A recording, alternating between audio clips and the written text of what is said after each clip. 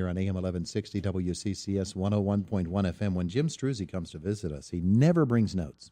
Today he brought notes. I have a long list. Yeah, what's going on there? You've got paper. There are so many things happening with the Chamber right now, Todd, that I needed a list just to keep track of all the events that we have coming up. So what's at the top of that list? Well, obviously the big thing for us right now is we're getting ready for the Chamber's annual luncheon on December 1st. That's our annual member luncheon, and we will have Travis Williams, the Chief Operating Officer for the Pittsburgh Penguins. We're excited about that. This week we have a Chamber Business After Hours at Wyotech. We have a cybersecurity event coming up, and we will actually have someone from the FBI being a presenter. She's coming up from Pittsburgh. We're partnering with EMB Computing, which is a local company. That's going to be on November 8th. That's open to Chamber members and non-members, or as we like to say, future members. So that's going to be a breakfast event, So that's going to be a nice event to learn about how you can protect yourself from things like ransomware and malware and all those different wares. All the wares. All the wares. Mm-hmm. The Young Professionals have an event coming up this Saturday, October 21st. It's going to be the Haunted School Spirits event, where they're going to learn about the different spirits that haunt buildings on the IUP campus. So that should be interesting. That's a partnership with the Historical Society. That, again, is open to everyone. You don't have to be a young professional. The cost is only $10. It's on Saturday night, October 21st, at the Historical Society. And then we have a couple of Chamber happy hours on October 24th at the Elks, and then November 16th at the Country Club. And then lastly, we have a speed networking event in partnership with Bayada Nursing down in Blairsville at Chestnut Ridge on Halloween.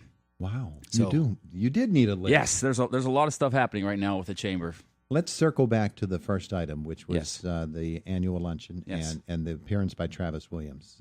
That's a big deal for folks, because if you want a model for turning a business around and actually helping to turn a region around, that certainly is it, the Pittsburgh Penguins. Well, it sure is. We want to learn, everybody knows, the key players, the all-stars, they make a championship team. But how do you do that consistently? From a business perspective, how do you market the team? How do you continue to have that management level where you have success year after year? What's the culture within that business? And that's what we want to learn about. And Travis Williams, for Chief Operating Officer, he runs their day-to-day operations. He's basically the second in command. He's their facilities manager. He manages their practice facility up in Cranberry.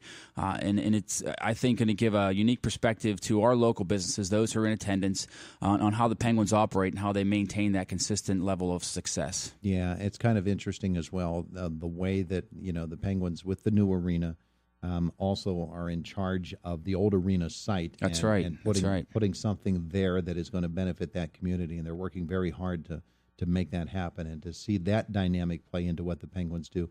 Yeah, that's away from the ice. It has nothing to do with the team. It's all about the neighborhood, and building up neighborhoods is what the Chamber of Commerce is about, too. Well, it sure is. They're a big part of the Pittsburgh community, of the Western Pennsylvania community, and we want to learn about all those different things. And I'm not afraid to put the rumor out there that the Stanley Cup could make an appearance, although highly unlikely. But I will say that the Penguins are in town that week. They're not playing that day, so we're encouraging them to bring an entourage with Mr. Williams.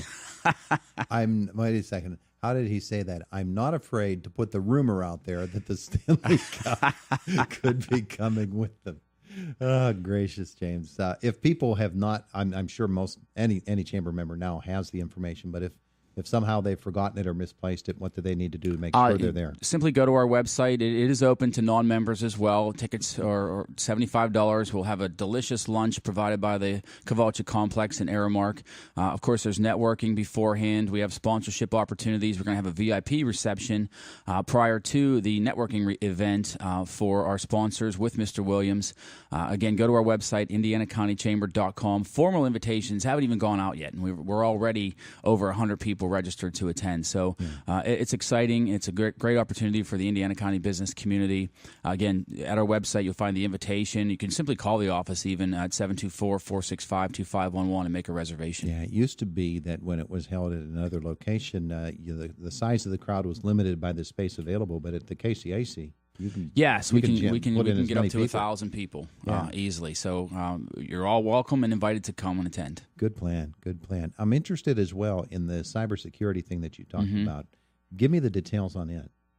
Well, we get attacked at the chamber often. All sorts of different kind of emails come in asking us to click on this. We've had numerous viruses that we unintentionally have put into our computer systems, and our good friends at EMB Computing, thankfully, are right across the street from us, just a little bit up the block, and they'll come over and fix that for us. But I've also heard a lot of stories from businesses around Indiana County that have been victims of ransomware and things like that, where they'll hijack your files and force you or to pay money to actually get them back. And I thought, how do you counter that? What do you do? And so partnering with IUP, Mike Husentis gave me a contact with the FBI, because they do a cybersecurity event over there once a year at the Kavalcha Complex. And this year they really weren't focusing on things like ransomware and that kind of stuff. So we thought we'd like to have somebody come in, talk to chamber members and non-members about how you can counter these types of things, and what methods are out there to deal with that. And so we've invited Michelle Pirtle. She's an FBI agent out of Pittsburgh, to come up and speak to our members. So again, that's going to be on November 8th. It's a breakfast event. It's going to be at St. Andrew's Village, but everyone's invited to attend that. I think the cost is $20 for chamber members, $25 for non-members or future members. So call the chamber again, 724-465-2511 to register for that, or visit our website. Yeah, certainly. We were the victims of it here. We lost massive amounts of files about 3 years ago. Wow. And they're irretrievable files of great value. And ransomware got us, and so it can get anybody, and Surely. it's there. You leave and you're fine. You come back the next day, and there's that nasty message. Yeah, and you think stuff like that doesn't happen in Indiana County. Here it happens right here with you guys, and your computer is accessible around the globe, and there's a lot of malicious people out there. So we're going to give the opportunity at least to learn about it and how we can protect ourselves from it. Fortunately, the on-air chain is not online, so they can't get into it. But right. It's just that easy for other files to become corrupted or stolen. All right, so those are two really big events, but as you said, there are so many other great events. Great events that are fun, events that are informative. Absolutely. And so we look forward to those. Jim Struzzi with us from the Indiana County Chamber of Commerce. So in terms of business dealings around the area, yes. I'm sure your nose is up in the air and your ear is down to the ground. How do you do that? Well, I got to tell you, Todd, the Chamber's board of directors met last week. As you know, we meet monthly, the overall board. And the energy level at the meeting this past week was just exciting.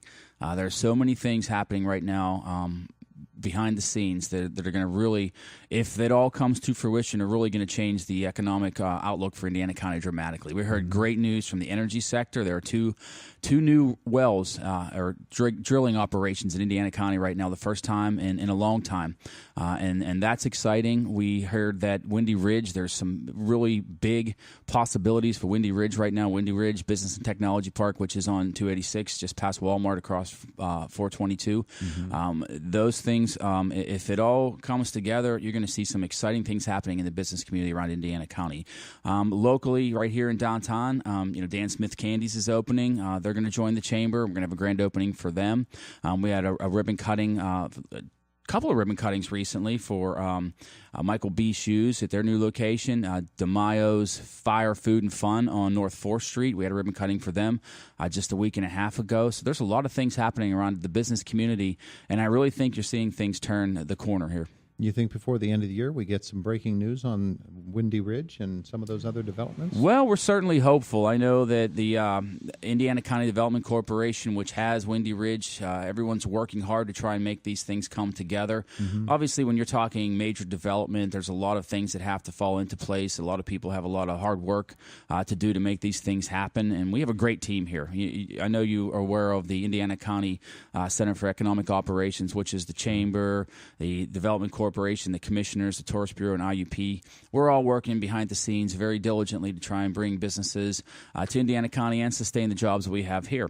On the other side of that, the current companies, we've heard numerous companies say that they're expanding right now. There's sectors that are doing remarkable work right now in manufacturing. There's jobs out there. There's just a lot of good things happening right now. That's good to hear. Good to hear. There, because you look down the road at the power plant, you're not hearing positive news coming out from there. Right. So there's a lot of work to do with that. We asked State Representative Dave Reed what he's heard recently, and well, it's just it's a scary situation. So to hear good news, yes, and the possibility of economic development as opposed to going in the other direction, that's good to hear. All right. He is Jim Struzzi from the Indiana County Chamber of Commerce. People want to learn more about any of these events we've been talking about. Your website, your Facebook, your phone number, The right? simplest thing is to go to the website, indianacountychamber.com. Give us a call at 724-465-2511 or stop into the office, 1019 Philadelphia Street. Reach out, become part of the chamber. There you go. Thank you, sir. All right. Thank you, Todd. He's Jim Struzzi, the Indiana County Chamber of Commerce.